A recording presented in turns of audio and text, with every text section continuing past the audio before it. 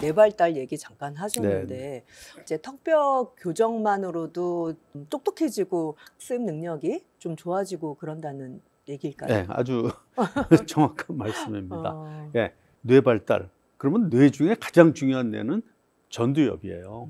전두엽을 빼면 인간의 뇌나 침팬지의 뇌가 그렇게 큰 차이가 없다는 거예요. 그래서 전두엽을 대뇌의 CEO다 이렇게 부릅니다.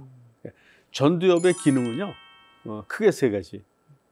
첫 번째, 지능, 즉 IQ 같은 거죠. 뭐 학습도 이 안에 들어가죠. 두 번째, 자기조절 능력. 이건 인성이죠, 인성. 그다음에 세 번째, 분노 억제 능력. 그러니까 인간이 살아가는데 필요한 가장 기본적인 것들을 전두엽이 담당하고 있어요. 그런데 이 전두엽이 만 4세에서 7세 사이에 폭풍 성장을 합니다. 그 만 7세면 이미 전두엽 성장은 많이 이루어진 상태예요. 물론 4세에서 12세까지도 성장을 하죠. 네. 그렇지만 가장 폭발적으로 성장하는 것이 4세에서 7세이기 때문에 진짜 아이들의 그 학습 성적이라든지 뭐 등등 이런 거를 고려한다면 가장 좋은 나이는 만 4세에서 7세라고 할 수 있죠. 치아 교정을 하면서 전두엽 얘기까지 하니까 네네. 생소하긴 해요. 그렇죠. 저희 앨리스에서도 교수님들 얘기하실 때 소아과의 전두엽은 소아정신과에서 얘기를 한다거나 약간 정신신경과에 관련된 얘기인데 전두엽하고 그다음에 기능하고 이 치아가 연결돼 있다는 네네. 얘기가 좀 더 그 부분을 좀 설명 더 네, 맞습니다. 해주시겠어요? 그래서 의학은 계속 진화하고 발전하는 거죠. 예를 들어서 뭐 1년 전에 우리가 믿던 의학하고 지금하고 다른 게 정상이죠. 그렇듯이 치과는 30년 전에는 치아만 치료한다, 소위 이빨만 치료한다, 이런 생각이었어요. 그렇지만 지금은 많이 변했죠. 예를 들어서 이건 좀 다른 얘기지만 비염을 지금 이비인후과나 한의원에서 주로 하고 있는데 완치가 안 돼야죠. 예, 그냥 일생 달고 살아야 되는 난치성 질환이다 믿고 있는데, 제가 우리 치과에서 상악골, 위턱뼈를 넓혀줌으로써 완치시키고 있어요. 근데 그러면 이제 새로운 거기 때문에 이제 사람들이 좀 의아해하고 놀라기도 하죠. 네, 그럼 원장님, 아이들이 턱뼈 교정을 하면 산만했던 아이들도 학습 능력이 좋아지고 집중력도 높아지고 그러면 치아 교정만으로 일석이조가 아닐까 싶은데 네. 어느 정도까지 이 산만한 아이들이 좀 집중력이 높아지고 할까요? 이것도 이제 좀 아까 말씀하신 대로 치과에서 무슨 집중력 얘기를 하냐 이제 이럴 수 있는 부분이에요. 치아 교정은 아니고, 치아 교정으로 뭐 집중력이 좋아진다가 아니고 턱뼈 교정입니다. 예. 거기서도 또 치아 교정과 턱뼈 교정의 차이는 있는 거고요. 전두엽 성장에는 산소가 필요하다. 전두엽이 굉장히 활발하게 자랄 때 산소가 많이 공급되는 것이 매우 중요하다. 근데 진짜 상악골이 위턱뼈가 좁은 애들이 한 90% 돼요.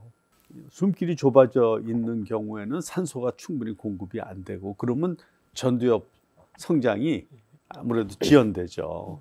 그렇게 되면 당연히 아까 전두엽의 세 가지 큰 기능, 첫째 그 IQ, 두 번째 자기 조절 능력, 세 번째 분노 억제 능력, 이것이 전부 아까 애들의 그 집중력, 차분함 뭐 이런 거하고 다 연관이 돼 있는 거죠. 어느 시기에, 그러니까 몇 살 때 어떤 교정부터 해야 되고 하는 그 검사하는 방법이랑 네네. 뭐 이제 진단이 된 다음에 어느 정도 시기까지를 이 교정해야 될지 네. 조금.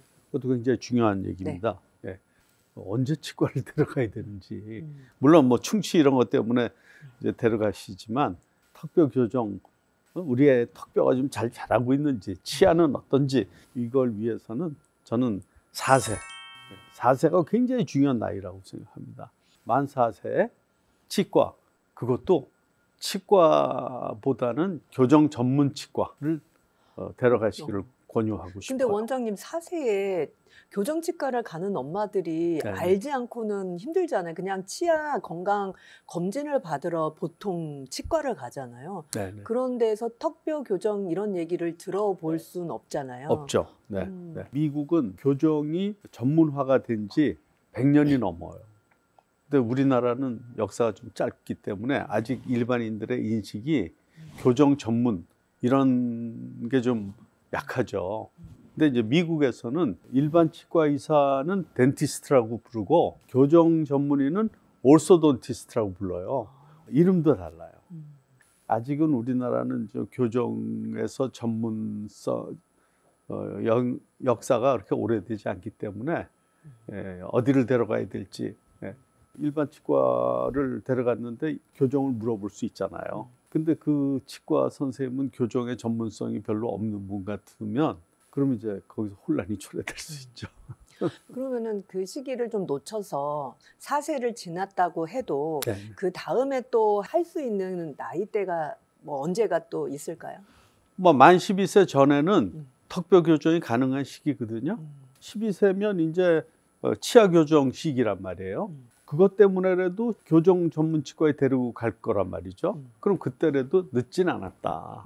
그러면 오랫동안 어린이들의 교정을 봐오셨는데 되게 오래전과 지금 최근에 이 교정하는 어린이들이 어떤 점이 좀 달라진 게 있는지 구강 상태나 이런 게 좀 많은 변화가 있는지 궁금해요. 네. 네. 그래서 제가 아까 말씀드렸듯이 위턱뼈가 충분히 성장하지 못한 애들을 참 많이 봐요. 그래서 심지어는 위턱뼈가 너무 못 자라가지고 원래는 위에 치아들이 아래 치아들을 밖에서 덮어야 되는데 반대로 된 애들.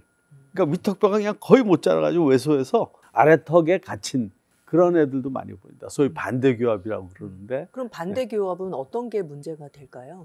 턱뼈가 좁으니까 잘 씹지 못하죠. 그리고 반대교합이 되면요. 거의 얼굴뼈 비대칭이 발생해요. 얼굴이 한쪽으로 왼쪽이나 오른쪽으로 돌아가는 거죠. 그러면서 턱뼈가 한쪽으로 돌아가면 필연적으로 척추 배열이 틀어져요. 그래서 척추 측만증이 발생합니다.